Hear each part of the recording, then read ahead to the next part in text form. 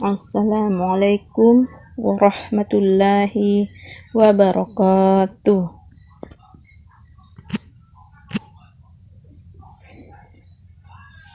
Alhamdulillah, karena pada yang cerah ini kita masih diberi kesempatan guna melaksanakan proses belajar mengajar, di mana tidak seperti biasa ya mengadakan pertemuan tatap muka langsung bersama dengan Ananda di sekolah.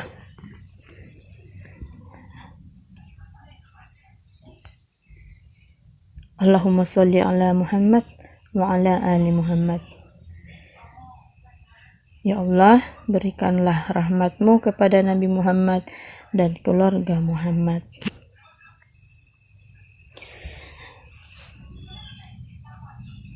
Apa kabarnya Ananda di rumah? Ustazah berharap kalian sehat walafiat, meskipun kali ini belajarnya berbeda ya dengan pembelajaran ketika bertatap muka di sekolah. Kali ini kita akan belajar tematik 4, tema 1, subtema 1, pembelajaran ketiga.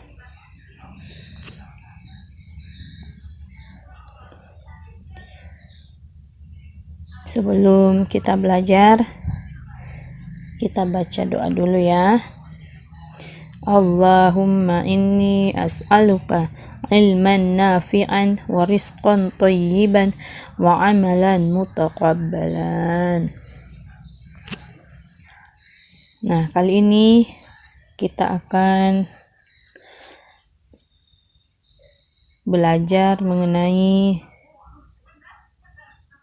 perambatan bunyi. Dan insyaallah Ananda di rumah dapat melakukan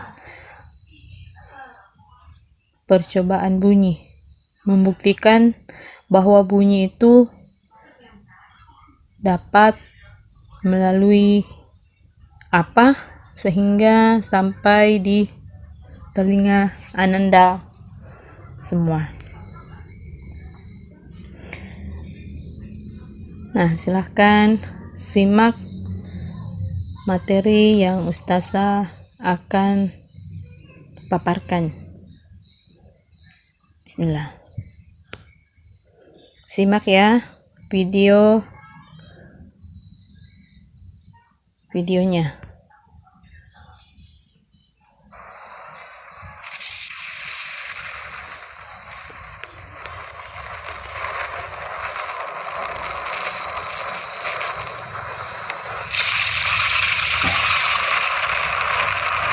Ini adalah suara petir ya.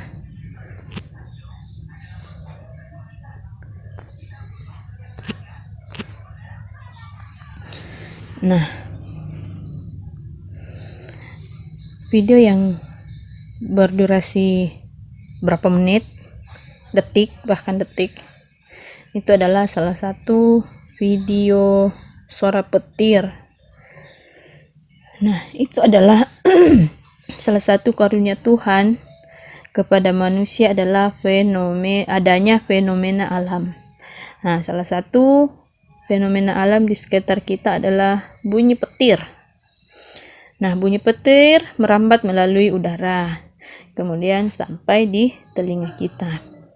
Kita juga sering mendengar bunyi radio dan bunyi benda lainnya. Bagaimanakah bunyi dapat kita dengar? Kemudian melalui media apakah bunyi dapat merambat? Simak ya paparan materi yang Ustazah paparkan. Nah, Coba tebak, ini gambar apa? Nah, ini adalah salah satu pembuktian yang ada di gambar bahwa perambatan bunyi itu dapat melalui udara. Kok bisa ya? Nah, karena di rumah sebenarnya ini bisa kita buktikan di sekolah, namun karena adanya pandemi tersebut sehingga kita tidak bisa mempraktekkan di rumah.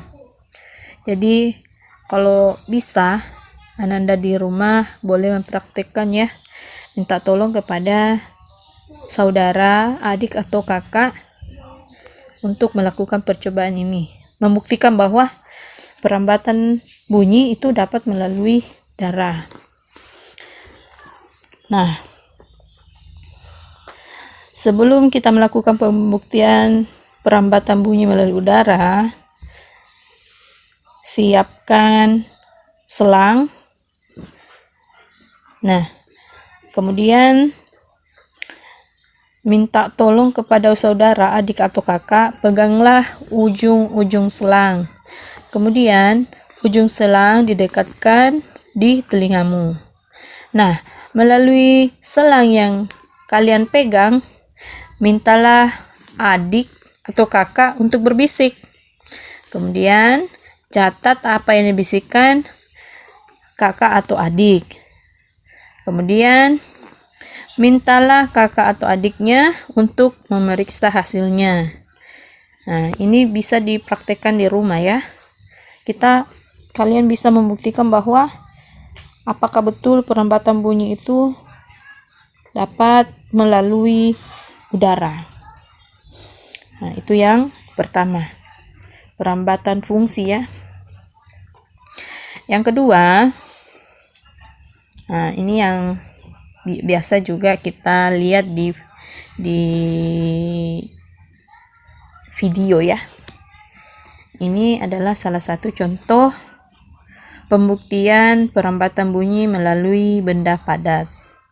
Nah, yang mana benda padatnya di sini? Nah, yaitu bisa kita gunakan gelas plastik atau kaleng ya. Nah, kemudian buatlah satu lubang di dasar kaleng atau gelas plastik. Kemudian potonglah benang kasur sepanjang 3 meter.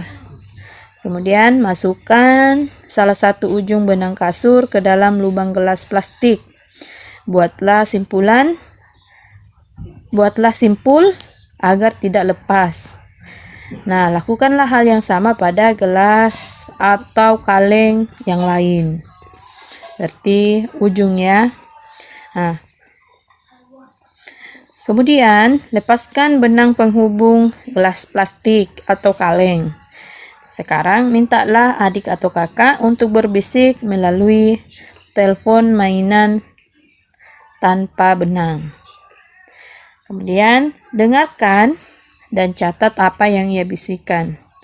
Berikan hasilnya kepada adik atau kakak untuk diperiksa. Nah, ini juga boleh dipraktekkan di rumah ya. Kita butuh pembuktian apakah perambatan bunyi itu dapat melalui benda padat.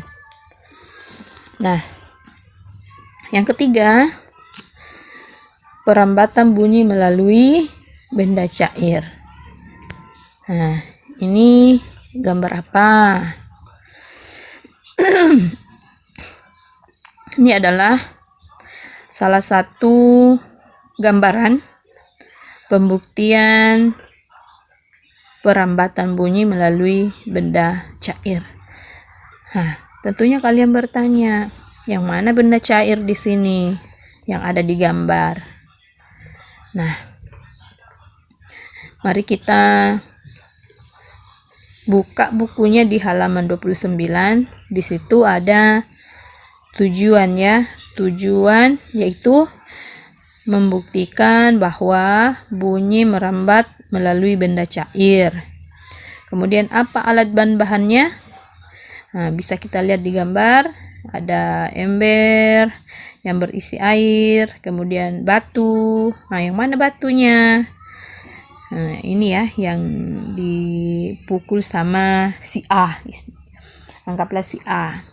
Kemudian si B memegang corong ya. Nah, cara kerjanya itu masukkan air ke ember hingga penuh. Kemudian corong dimasukkan ke dalam ember hingga bagian bawahnya terendam. Corong jangan sampai menempel pada ember, tapi pada air ya.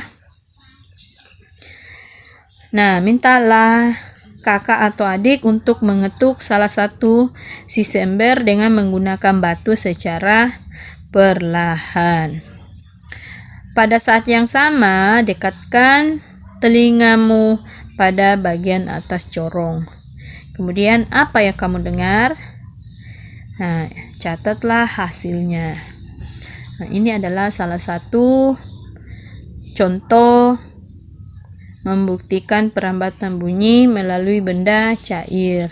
Yang mana benda cairnya di sini? Yaitu air, ember yang berisi air. Nah, jadi tugas kalian yaitu melakukan percobaan. Yang mana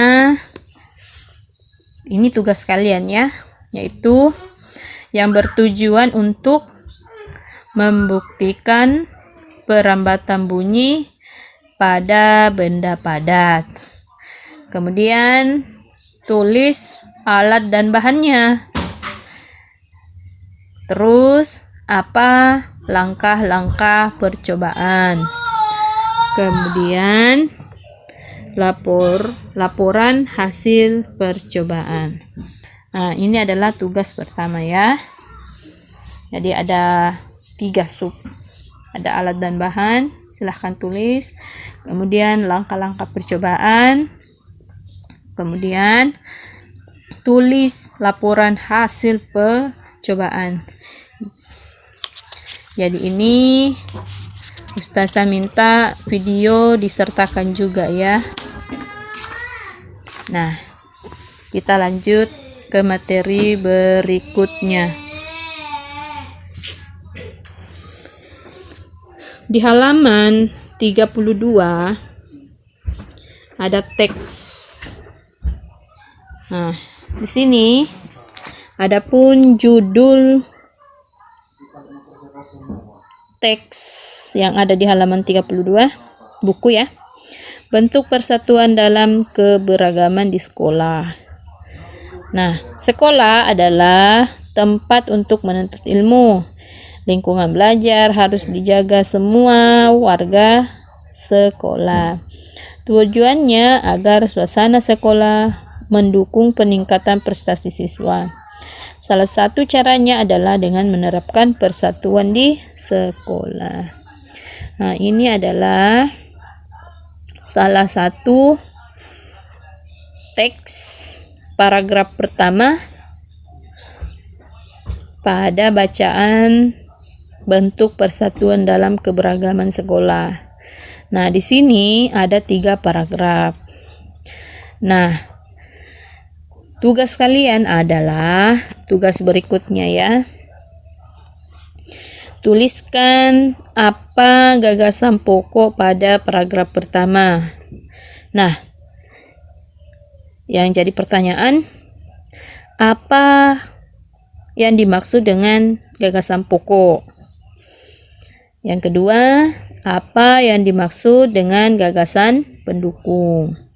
Nah, gagasan pokok itu adalah gagasan utama atau ide utama yang menjadi